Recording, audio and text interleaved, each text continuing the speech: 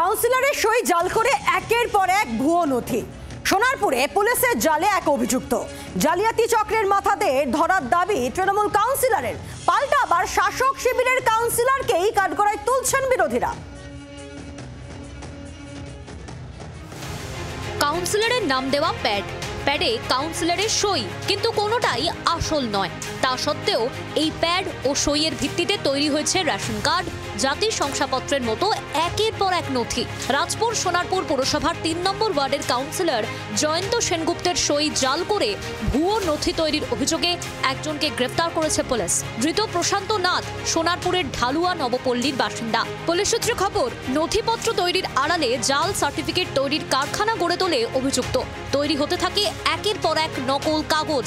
বৃহস্পতিবার এই জালিয়াতি চক্রের মাথাদের ধরার দাবি তুললেন তৃণমূল কাউন্সিলর জয়ন্ত সেনগুপ্ত। আমি ওনাকে ছেলেটাকে যেহেতু চিনতে পেরেছি, তো আমাদের ছেলেরা ওকে ধরে নিয়ে আমরা যথারীতি সন্ধ্যেবেলায় থানায় নিয়ে যাই।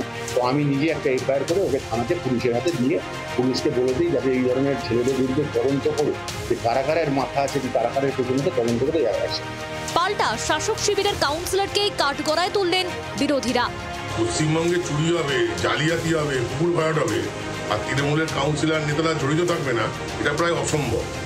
আমি বলছি পুলিশ সঠিক করে তদন্ত করে দেখুক এই ব্যক্তির পিছনে তৃণমূলের কোনো নেতা কাউন্সিলর রয়েছে। আর এইসব নেতা কাউন্সিলরের মাধ্যমে, এই ফলস নথির মাধ্যমে রোহিঙ্গা বাংলাদেশ অনুপ্রবেশকারীরা পশ্চিমবঙ্গে ভোটার হয়ে যাচ্ছে। কোভিডের সময় দেখেছেন সমস্তটা কিছু ভুয়ো আর জালিয়াতের উপরে চলছে এই সরকারটা। আজকের যে কাউন্সিলরের কথা বলছেন, কাউন্সিলরের যে প্যাডটা জাল করতে পেলো কোথায়? নিশ্চয়ই তৃণমূলের সঙ্গে যোগ সাদেশ আছে।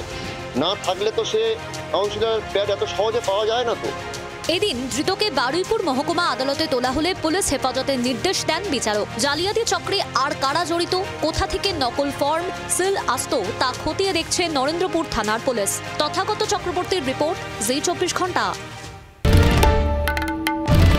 বাংলার আওয়াজ, বাঙালির আবেগ, জি24 ঘন্টা।